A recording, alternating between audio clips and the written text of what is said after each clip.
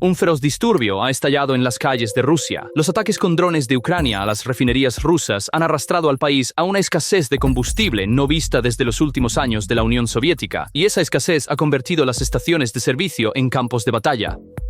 ¿Qué demonios? ¿Te mentí o algo así? Sal de aquí, maldito. Para algunos observadores, esto es una erupción masiva de ira que ha acorralado al Kremlin y podría marcar un punto de inflexión en la guerra. Las colas se han convertido en rings de boxeo. La gente común está peleando por un solo tanque de combustible, subiendo a los coches en desesperación y pateándolos, golpeando las ventanas. Ahora bien, esto no es un motín a gran escala, ni es una revolución, al menos no todavía. No, los tanques no están en las calles. El palacio no ha sido asaltado, pero en el sentido más simple de la palabra, esto es un motín. Cada vez más rusos están comenzando a tomar por la fuerza lo que creen que se les debe, tanto de quienes los gobiernan como entre ellos mismos, porque no hay otra manera de conseguirlo. Y esta ira no está en una sola ciudad, está estallando en todas partes. Diferentes ciudades, la misma escena, peleas en la fila, empujones y forcejeos, justo en medio de una narrativa estatal que sigue insistiendo en que todo está bajo control. Pero lo que acabas de ver es solo la cara a nivel de calle de un colapso, porque ya no se trata solo de peleas. Los tanques de los coches estacionados están siendo perforados y vaciados, los camiones cisterna de combustible están siendo detenidos en la carretera y en algunos lugares un camión cisterna está siendo tomado como rehén. Veremos cada uno de estos en un momento, pero la imagen que ya está surgiendo es esta. Toda la sociedad rusa está comenzando a desmoronarse. ¿A dónde podría llevar esta ira? Está escrito en la propia historia de Rusia, porque en 1917 lo que apartó al pueblo ruso del régimen no fue solo la derrota militar en el frente. Hambre, una crisis de transporte, mala administración y el colapso de la fe en la autoridad estatal convergieron en el mismo punto. Hoy, la tecnología hace visible ese mismo proceso mucho más rápido, y cuando las personas se ven acorraladas en un lugar donde solo pueden obtener lo que necesitan por la fuerza, esto generalmente no se ralentiza. A falta de una intervención estatal importante, solo se acelera. Esto está creando una profunda desesperación en Rusia, y esa desesperación, a medida que la gente estalla de ira, se expresa en formas muy concretas. Pero nota, por ahora esta ira no está dirigida a Vladimir Putin, está dirigida al objetivo más cercano, las autoridades locales, el siguiente conductor en la fila. Hoy hablaremos sobre cómo un imperio cuyo suelo hierve con petróleo ha acorralado a su propia gente y por qué esta grieta sigue ampliándose por sí sola. Pero antes de desglosar por qué la crisis se alimenta a sí misma y hacia dónde podría llevar el invierno a Rusia, un pequeño favor. Análisis independientes de guerra y economía como este han sido suprimidos últimamente por el algoritmo, y el video no llega a muchas de las personas que lo desearían. Suscribirse, dar me gusta y dejar incluso una sola palabra en los comentarios nos ayuda directamente a superar eso. Ahora, volvamos al principio de la fila. Comencemos con la magnitud de la crisis, porque la mayoría de la gente no puede imaginar lo grave que es. Las restricciones se han extendido ahora a casi todo el país. 78 de 83 regiones han pasado al racionamiento. Solo 5 permanecen intactas. Y según el análisis del Financial Times, esta crisis está afectando directamente a 50 millones de personas, aproximadamente un tercio de la población. Para ponerlo en el lenguaje de los números, esto significa una masa colosal de 50 a 70 millones de personas, casi la mitad de la población del país, dejadas solas con escasez de combustible, colas y creciente enojo. ¿Y cuán profundo es el colapso que describe esta cifra? Solo necesitas escucharlo de la propia boca de un ruso.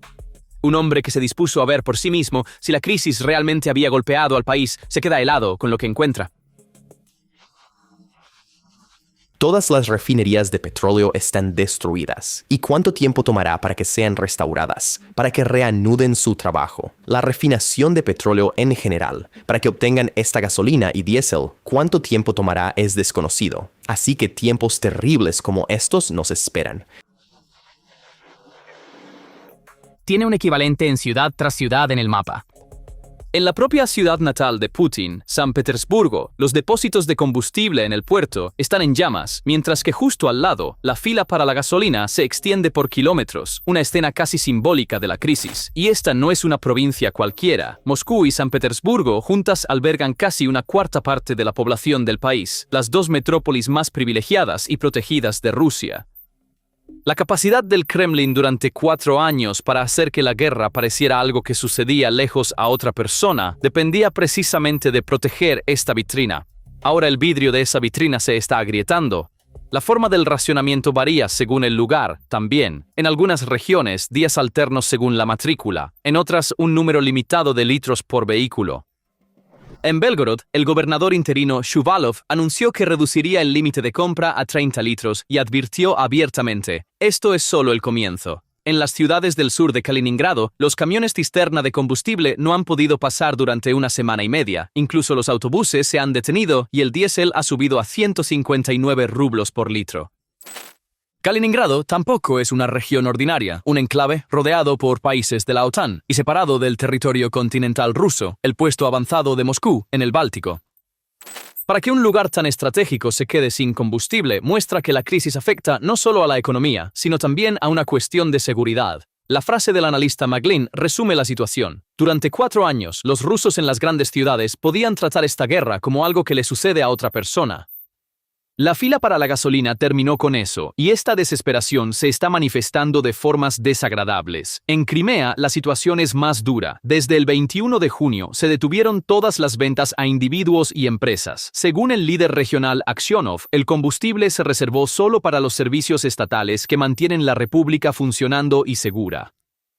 En la práctica, esto significa que la gasolina se corta para los civiles y se reserva para el ejército, el municipio y aquellos cercanos al poder. El 26 de junio se declaró el estado de emergencia, los cupones fueron suspendidos, la temporada turística se pospuso a septiembre y se impuso un límite de 100 litros por vehículo para cruzar el puente de Kerch. Una frase compartida por un residente de Crimea resume el asedio. No hay ferry, no hay puente, no hay combustible, no hay autobús, no hay avión, no hay tren y Moscú está en silencio. Que Crimea sea golpeada tan fuerte tampoco es una coincidencia. Un símbolo anexado, la base de la flota del Mar Negro, uno de los puntos más sensibles de Moscú. Para que la vida civil de un lugar tan estratégico se detenga, efectivamente multiplica el peso político de la crisis. Y aquellos que se quedan sin combustible no están enfrentando esto con resignación pasiva. La lógica de la ira se puede resumir en una sola frase: si yo no puedo tenerlo, tú tampoco. Esta desesperación también está desgastando los nervios de la gente. En Stavropol, un conductor cuyo tanque se ha quedado completamente vacío grita, medio enloquecido: estoy funcionando con los vapores solo para encontrar esta maldita gasolina. Y la lucha no solo se dirige hacia arriba, hacia las élites. Está dirigida a la persona que espera justo a su lado. Imágenes de conductores cortando neumáticos, rompiendo ventanas y peleándose en las filas son cada vez más frecuentes. La ira busca una salida y con mayor frecuencia encuentra al ser humano más cercano. Y esto no es un estallido aislado, sino un patrón.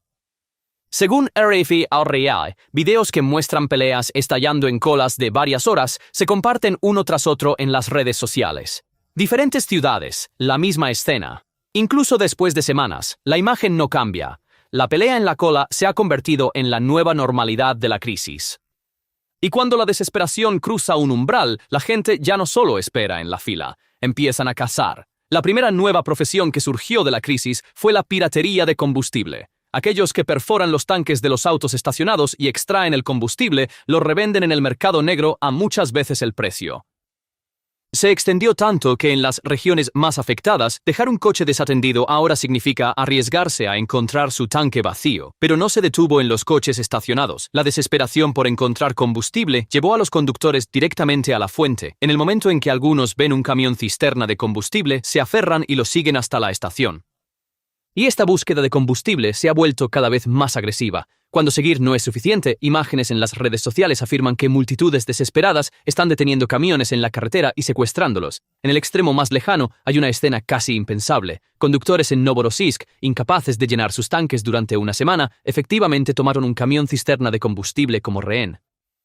Una ciudad tomando un camión de combustible como rehén se lee menos como un informe de crimen ahora que como un boletín de colapso. Incluso la fila misma se ha convertido en un mercado de fraude. En casos reportados, algunos se hacen pasar por policías para saltarse la fila, mientras que otros venden su lugar en la fila por dinero. Según los relatos transmitidos, todo esto se ha extendido por al menos 80 regiones de Rusia y Crimea, y estas escenas comparten un solo significado. La escasez está agotando no solo los tanques, sino también las reglas no escritas que mantienen a las personas unidas. Cuando una sociedad comienza a ver el tanque de su vecino como presa, lo que se está desmoronando ya no es solo el suministro de combustible. Otra respuesta a la crisis es quizás la más rusa de todas. Aquellos que están al margen se dan cuenta de que el problema de otra persona es una oportunidad para ellos. Según NPR-AP, algunos especuladores en Crimea están vendiendo combustible al doble del precio de mercado. Los métodos son simples. Algunos extraen gasolina del coche de una persona que esperó horas para llenar el tanque, luego la venden en el mercado negro con un sobreprecio a alguien que no tiene intención de esperar. Al igual que en cualquier negocio, aquí también las personas buscan la eficiencia. La larga espera de una persona se reduce a una oportunidad de ganancia de unos minutos para otra. También hay versiones más avanzadas. Algunos conductores han modificado sus vehículos para que parezca que están llenando un tanque normal, mientras en realidad llenan bidones ocultos para vender. En menos de un mes ha surgido una nueva profesión, formas de ganar dinero robando a tu vecino. Cómo se está disolviendo la solidaridad queda al descubierto por un comentario compartido de un moscovita. Se queja de que los soldados están muriendo en el frente mientras él pierde tiempo en una fila. Propone como solución que nos den gasolina gratis y añade: todos fuera de Moscú y San Petersburgo pueden irse al infierno. Así que la crisis está consumiendo no solo combustible, sino el sentimiento de nosotros. El centro descarta la periferia, el conductor, el siguiente en la fila, el vecino. Esto no es una sorpresa para Rusia, es de hecho una repetición a pequeña escala de cómo los hombres más ricos del país, los oligarcas, construyeron su poder. Cuando la Unión Soviética colapsó, aquellos que entendieron cómo funcionaba el sistema se apoderaron de los activos estatales que debían ser compartidos equitativamente con el pueblo por una miseria. Esos hombres sabían que estaban destruyendo su propia sociedad, pero no les importaba, su única preocupación era su propia riqueza. El pequeño reinicio de hoy al final de la fila lleva la misma moralidad. Este instinto también es una pista de por qué Rusia todavía está rezagada respecto a muchos países modernos. Cuando el beneficio individual a corto plazo prevalece sobre el bien común, la sociedad se debilita. Una breve pausa, darle me gusta, un comentario de una palabra y suscribirse ayudan directamente a que este video llegue a muchas más personas, porque ahora pasamos a cómo el Estado está tratando de apagar este incendio y por qué esta vez se ha quedado sin agua. Entonces, ¿qué está haciendo el Estado? El movimiento clásico, pasarle el problema al siguiente. Putin admitió la crisis. Los problemas persisten para los conductores y las empresas. No siempre es fácil encontrar el grado adecuado de gasolina, dijo, pero inmediatamente añadió: no es crítico, temporal. Cuando un líder que barre todo bajo la alfombra menciona siquiera un problema, suele ser un indicio de lo grande que es ese problema, y el método de la autoridad para calmar la tensión en las colas es escalofriante. Para introducir más producto en el mercado, bajaron el estándar. Se permitió gasolina Euro 3 en lugar de Euro 5 hasta el final del año. El resultado aparece en videos de mecánicos. El combustible de baja calidad está dañando motores. Los servicios automotrices rusos han comenzado a registrar un fuerte aumento en las solicitudes de conductores que informan averías después de llenar con gasolina de baja calidad. Se avecinan reparaciones costosas de sistemas de combustible y motores, así que a corto plazo la presión disminuye un poco. A largo plazo, el daño crece y esta vez la factura la paga directamente el conductor. Este es un patrón clásico, silenciando la queja a corto plazo a costa de crear un problema mayor para uno mismo a largo plazo. A lo largo de la guerra, esta fue la respuesta de Putin a casi todos los problemas, pensando en la duración de su propio mandato, no en la sociedad. Rusia también ha cerrado sus puertas. Las exportaciones de gasolina y combustible para aviones están prohibidas hasta finales de julio. Una prohibición del diésel está sobre la mesa. Está tratando de cerrar la brecha con importaciones de Bielorrusia e India. Detener sus propias exportaciones es en sí mismo una admisión. Uno de los mayores vendedores de combustible del mundo ahora está luchando por encontrar suficiente gasolina para sus propios ciudadanos. Pero el verdadero problema es que esta vez las viejas cartas se han agotado. Algo similar ocurrió el año pasado, y Moscú utilizó casi todas las herramientas que tenía para recuperarse. La receta de la última vez, trasladar el déficit a los países vecinos, no está funcionando ahora. Esa capacidad ya se ha agotado durante meses. El problema de raíz es este. Ucrania está mejorando cada vez más en golpear las refinerías rusas. Según algunas evaluaciones, esta campaña de drones ha eliminado aproximadamente el 30% de la capacidad de refinación de Rusia. Los números lo muestran más claramente. Según Reuters, la refinería en la capital probablemente no podrá ser reparada hasta el año 2027. El 80% de la capacidad de la refinería más grande del país está fuera de servicio, sin siquiera una estimación de cuándo se recuperará. El daño ahora es acumulativo. Cada nuevo golpe diario se suma a los anteriores que no han sido reparados. Esta es exactamente la razón por la que la crisis estalló tan rápido. La red de refinerías ya estaba cargada de daños acumulados y la demanda solo podía satisfacerse durante el verano. Cuando llegó el verano y el consumo alcanzó su punto máximo, Ucrania lanzó su mayor ola de ataques y todo se atascó de golpe. Además, no hay suficientes repuestos ni personal técnico para reactivar estas plantas rápidamente. La opción de China es una trampa en sí misma.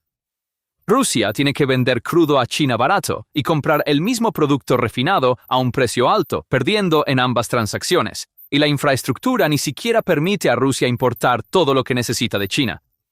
Aún así, no pintemos el cuadro de un solo color. Según las expectativas de la industria que informa Reuters, el suministro podría aliviarse un poco hacia finales de julio, y las verdaderas malas noticias están ocultas en invierno porque la crisis se muerde la cola. La escasez lleva al caos, el caos a más escasez. Cada pequeño acto de desesperación degrada un poco más el suministro, y el suministro degradado genera nueva desesperación. Según la tesis central de este video, esto es una trampa. No se arregla solo, y los recursos del Estado también son limitados. Debajo de esto yace algo más profundo, la disolución del pegamento invisible que mantiene unida a una sociedad. Las sociedades modernas nos mantienen unidos menos a través de leyes escritas que de reglas no escritas. Confianza en la siguiente persona en la fila, la expectativa de que todos irán a su trabajo. Cuando esas reglas se erosionan, también lo hace la confianza, y se extiende un ambiente de sálvese quien pueda. La vida moderna se basa en sistemas invisibles que la mayoría de nosotros ni siquiera puede nombrar, y estos sistemas son tan interdependientes que cuando uno falla, el efecto rápidamente se extiende a los demás. En este punto, uno tiene que entender un acuerdo silencioso único en Rusia. En la era postsoviética, había un acuerdo no escrito entre la sociedad y el Estado. La gente, en gran medida, renunció a las libertades políticas. A cambio, el Estado garantizaba estabilidad, orden y el flujo ininterrumpido de necesidades básicas. Era un trato de, tú no te metes con nosotros y nosotros proveeremos tu bienestar. Pero cuando uno de los mayores productores de petróleo del mundo no puede proporcionar gasolina a sus propios ciudadanos, ha roto su parte de ese acuerdo. Aquí es donde yace la verdadera semilla de la revuelta. Hoy, la ira fluye horizontalmente, conductor contra conductor, ciudadano contra el gobernador local.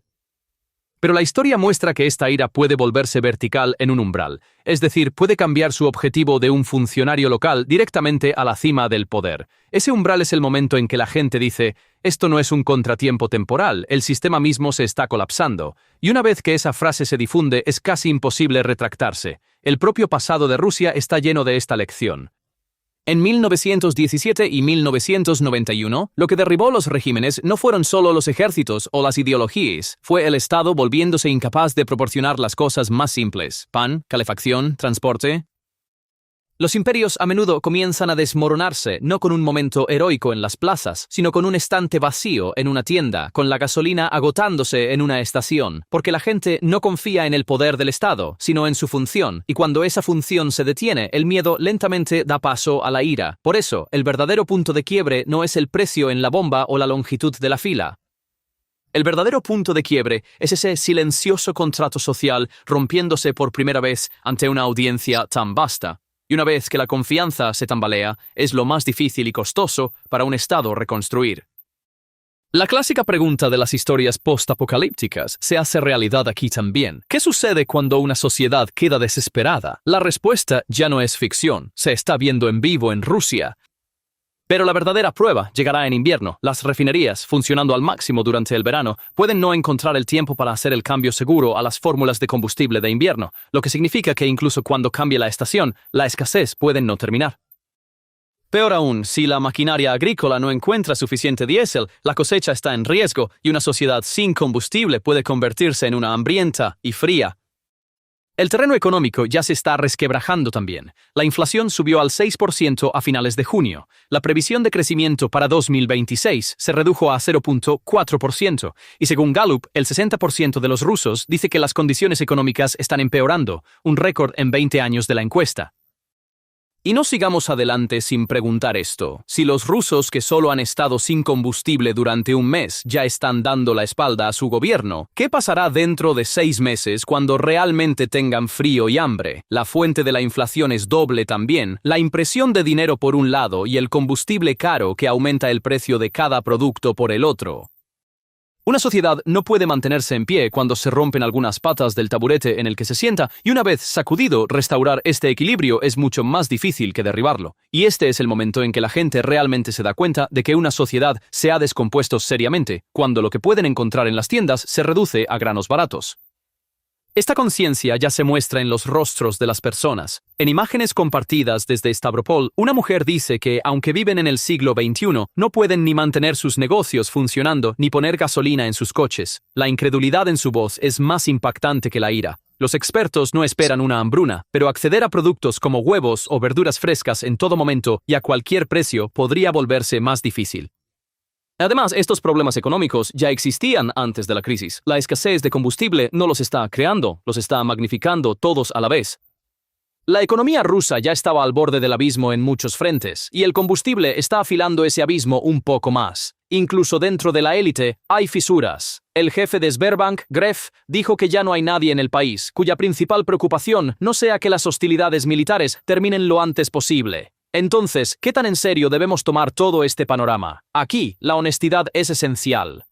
Sergei Bakulenko de Carnegie emite una advertencia importante. El alcance de la escasez actual sigue siendo menor que la crisis a finales de 2025.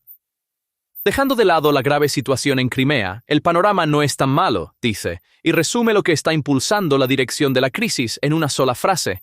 La cantidad de gasolina en Rusia es en realidad el resultado de una carrera entre los drones de Ucrania y los equipos de reparación de Rusia. El significado de esa carrera es simple. A medida que Ucrania ataca nuevas refinerías, la escasez se agrava, y a medida que los equipos rusos las reparan, se alivia. Entonces, la crisis sigue oscilando entre la próxima ola de drones y la próxima reparación, sin colapsar completamente ni recuperarse por completo. Es posible que la situación empeore más de lo que podemos imaginar, y también es posible que haya una recuperación inesperada. La misma honestidad se aplica a la palabra disturbio. Lo que está sucediendo hoy no es una revolución, y la ira aún no ha llegado a Putin. Además, durante años, muchos han dicho, los rusos son dóciles, no se levantarán sin importar qué. Sin embargo, Rusia, solo en el último siglo, demostró lo contrario varias veces. Así que también sería incorrecto descartar este descontento por completo. La lectura precisa es ver los eventos de hoy no como el fin del régimen, sino como una grieta donde las reglas no escritas comienzan a disolverse. Y un último equilibrio, porque hay dos caras de la moneda. Esta crisis es provocada por la campaña de refinería de Ucrania, pero su precio lo pagan los rusos comunes que esperan en la fila. Al igual que en las ciudades que Rusia ataca, el precio lo pagan los ucranianos comunes. Al final, esta no es una historia de victoria o derrota, es la historia de personas comunes que pagan la factura más pesada de la guerra en ambos lados del frente, y la verdadera señal a observar no es la lucha en las estaciones de servicio, es si la ira se desplaza de los funcionarios locales hacia el Kremlin. El día que se cruce ese umbral, esto se convierte en una historia completamente diferente. Entonces, ¿crees que este es el comienzo de una revuelta o simplemente otro invierno que los rusos soportarán con los dientes apretados como lo han hecho durante años? Por favor, comparte tus pensamientos en los comentarios. Para estar informado de los análisis exclusivos de guerra y economía de PPR Global, suscríbete a nuestro canal y activa las notificaciones. Gracias por elegirnos. Gracias por elegirnos. Gracias por elegirnos.